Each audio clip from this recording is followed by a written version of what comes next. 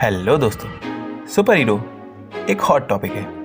हम सभी ने कभी ना कभी या तो सुपर हीरो को किसी मूवी में देखा है, या किसी कॉमिक में पढ़ा है, या किसी किस्से कहानी में सुना है। मगर क्या सच में एक सुपर हीरो को उसकी सुपर पावर सुपर हीरो बनाती हैं?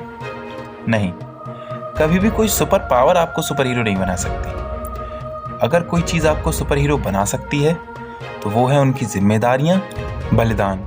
और यही दो चीज़ें होती हैं जो एक सुपर हीरो और सुपर विलन के बीच में अंतर तय करती हैं। और आज मैं एक ऐसी ही आपको एनिमे मूवी को एक्सप्लेन करने वाला हूँ, और उस मूवी का नाम है द मुगेन ट्रेन। तो दोस्तों, पिछले सीजन में हमने देखा था कि तानजीरो, एनात्सुको और जेनात्सु की ट्रेनिंग खत्म हो गई है और उन्हें फ्लेम हशीरा रेंगो को उसके मिशन में मदद करनी है। उसका मिशन डीमन ट्रेन में जाना है, जहाँ पर एक बेहद खतरनाक डीमन इंसानों को खा रहा है। वो अपर रैंक का किजुकी भी हो सकता है। मूवी की शुरुआत में डीमन स्लेयर कॉप के मास्टर को दिखाया जाता है, जो वहाँ आए हैं जहाँ पर सभी डीमन स्लेयर का कब्रिस्तान है। मास्टर की तबीयत भी अच्छी नहीं रहती और वो कहते हैं कुछ समय बाद शायद यही मेरा ठिकाना है। अगले सीन में तानजीरो, एनात्सुके और जेनात्सु दिखाए जाते हैं, जहाँ पर एनात्सुके ने पहली बार ट्रेन देखी थी कि ये तो एक मॉन्स्टर है जो सब लोगों को खा जाएगा, जहाँ उसे जेनात्सु समझाता है। उसके बाद वो पुलिस से बचकर मुगेन ट्रेन में चढ़ जाते हैं। उसके बाद वो तीनों रेंगोकू के पास जाते हैं, जहाँ पर वो देखते हैं कि रेंगोकू बहुत दबा के खाना खा रहा था। रेंगोकू उसे देखकर ही पहचान जाता है और तानजीरो रेंगोकू को अपना और अपने दोस्तों का नाम बताते हुए कहता है कि वो तीनों उसका इस मिशन में साथ देने आए हैं। और तानजीरो रेंगोकू के पास बैठ जाता है। वो उससे वहाँ बैठकर हिनोकामी काबूरा डांस के बारे में पूछ लेता है, जिसकी मदद से उसने फायर ब्रीदिंग की थी।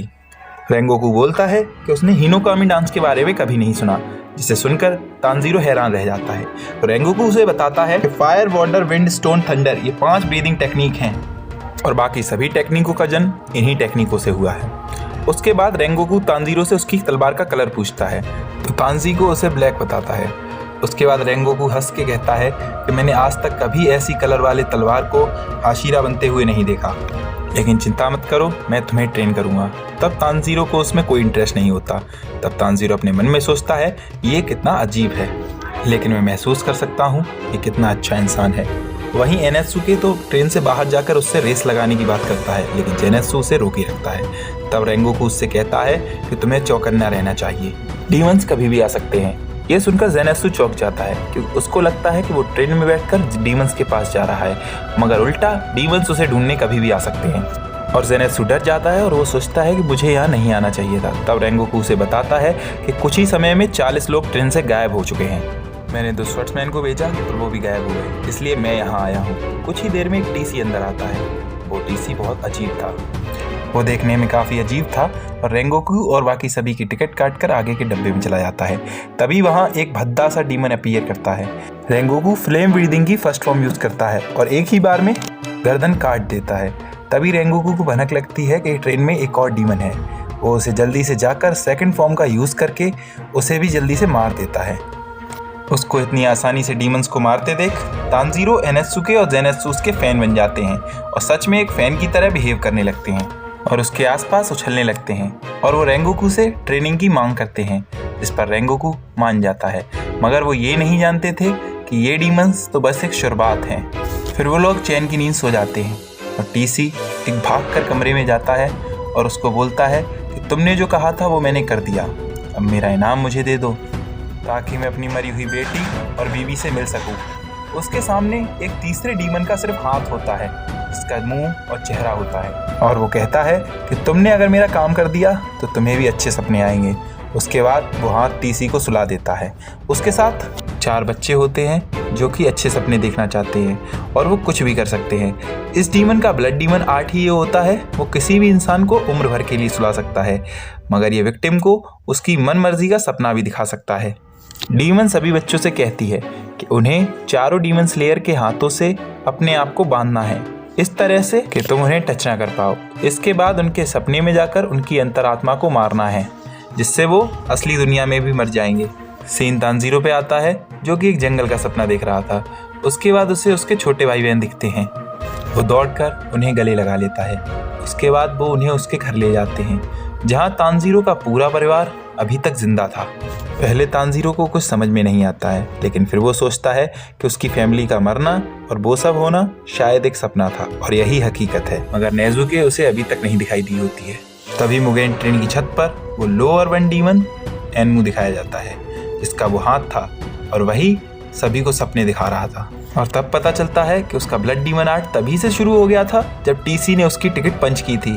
तब उसी के बाद से सभी को नींद आने लगती थी और सपनों की दुनिया में चले जाते हैं। तभी ज़ेनेत्सु देखता है कि वो फूलों के गार्डन में नोज़ुके के साथ खुशहाल भरी जिंदगी जी रहा है। एनोसुके देखता है कि तानजीरो, ज़ेनेत्सु और नोज़ुके उसके गुलाम हैं, जहाँ पर वो एक गुफा में जाते हैं और लॉर्ड एनोसुके उन्हें हुक्म देते हैं ट्रेन मॉन्स्टर पर अटैक करने के लिए। दूसरी तरफ रेंगोकू भी अपने घर का सपना देखता है, जहाँ पर वो अपने डैड को बताता है कि अब वो एक हाशिरा बन गया है, मगर उसके डैड को ये सुनकर बिल्कुल खुशी नहीं होती। वो कहते हैं कि तो क्या हुआ, तुम फिर भी एक निकम्मे हो। उसके बाद रेंगोकू बताता है कि उसके डैड भी एक हाशिरा ही थे, मगर एक दिन सब कुछ छोड़ छाड़ कर वो वापस आ गए। फिर उसका छोटा भाई मिलता है, जो उससे पूछता है कि डैड को खबर सुनकर कैसा लगा और मैं भी आपकी तरह हाशिरा बनूंगा। रेंगोकू बताता है कि पिताजी को ये सुनकर बिल्कुल खुशी नहीं हुई, मगर तुम निराश मत होना और वही करना जो तुम्हारा दिल चाहता है। रियलिटी में एक लड़की तब तक अपना हाथ रेंगोकू से जोड़कर उसके सपने में आ जाती है और उसका दिल ढूंढने लगती है। एनमू की ये दुनिया बहुत छोटी होती है। फिर वो लड़की चाकू की मदद से रेंगोकू के सपनों से निकलकर उसकी अंतरात्मा पर पहुंच जाती है, जहां चारों तरफ आग लगी थी, और उसे रेंगोकू का कोर भी मिल जाता है, जिसमें चाकू मारने से उसकी मौत हो जाएगी। जब उसे मारने ही वाली होती है तब तक रेंगोकू आकर उस बच्ची का गला पकड़ लेता है। असल में रेंगोकू की सर्वाइवल इंस्टिंक्ट इतनी ज़्यादा है कि वो सोते हुए भी अपनी जान बचा सकता है, लेकिन वो अभी भी अपने सपने से बाहर नहीं निकल पाता है। वहीं तानजीरो अपनी फैमिली के साथ दोबारा से जीना शुरू कर देता है, मगर उसे कहीं भी नेज़ुके नज़र नहीं आती है। फिर वो एक दिन जब पानी भरने जाता है तो पानी में उसे उसकी परछाई दिखती है, जो उससे कहती है कि ये सब एक सिर्फ सपना है और तुम्हें वापस हकीकत में आना होगा। इससे तानजीरो को यकीन हो जाता है कि ये जो चल रहा है वो सिर्फ एक सपना है, पर उसे ये नहीं पता होता है कि वो वापस हकीकत में कैसे आए। और नेज़ुको की नींद खुल जाती है। वो बॉक्स से बाहर आती है और बाहर आकर हालात को देखती है। वो बाहर आकर तानजीरो को जगाने की कोशिश करती है, मगर तानजीरो नहीं जागता। इससे उसे गुस्सा आता है, जिससे वो अपना सिर तानजीरो के सिर को मारती है, जिससे नेज़ुको के सिर से खून निकलने लगता है और वो इस खून से फायर अटैक करती है, जिससे सपने वाला तानजीरो जलने लगता है और वो अपने डीमन स्लेयर वाले कपड़ों में वापस आ जाता है, जिसे देखकर उसकी फैमिली डर जाती है और उसे समझ नहीं आता ये क्या हो रहा है। फिर तानजीरो उन सबको अलविदा कहकर वहाँ से चला जाता है। तभी उसे रास्ते में पहली बार नेज़ुके दिख जाती है और वो उसे रोकने की कोशिश करती है और उसका पूरा परिवार भी वहाँ आ जाता है। तब तानजीरो से दुखी होकर कहता है, काश ये सब सच होता, काश तुम लोग असली होते और काश मैं यहाँ रुक सकता, काश हालात बिगड़े नहीं होते, काश आप लोग जिंदा होते, मैं यहीं चारकोल लगाता और कभी तलवार को हाथ नहीं लगाता। मगर ये सच नहीं है, ये हकीकत नहीं है, मुझे जाना होगा और मैं आप सबको हमेशा याद रखूँगा। अब तानजीरो वहाँ से भाग जाता है, मगर सपने से बाहर निकलने का रास्ता उसे अभी भी नहीं मिल रहा होता है। तब उसे उसके डैड दिखाई देते हैं, जो उसकी मदद के लिए आए होते हैं। वो उससे कहते हैं कि बाहर निकलने के लिए तलवार उठा लो बेटा, तुम्हारा निकलने का रास्ता तुम्हारे पास है। वहीं दूसरा बच्चा जो तानजीरो के सपने में आया है, वो उसका दिल ढूंढ लेता है, मगर वो इतना सुंदर और साफ था कि उसे यकीन नहीं होता। वहीं ज़ेनेत्सु और एनोसुके भी अपने सपने में आए हुए बच्चों को आसानी से ढूंढकर मारना शुरू कर देते हैं, क्योंकि वो अपना हसीन सपना तोड़ना नहीं चाहते थे। वहीं वो दोनों बच्चे उल्टा अपनी जान बचा के भागने लगते हैं। वहीं तानजीरो अपने डैड की बात मानकर तलवार ढूंढने आता है।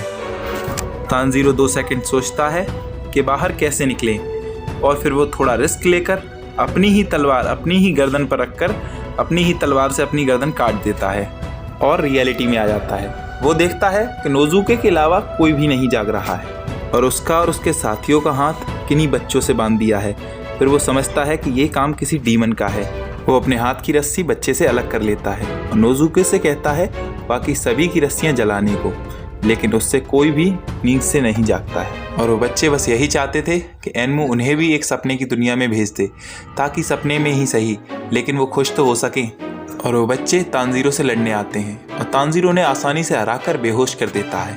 पर तानजीरो की दिल की सच्चाई देखने के बाद जो उसे मारने गया बच्चा उस पर अटैक नहीं करता है।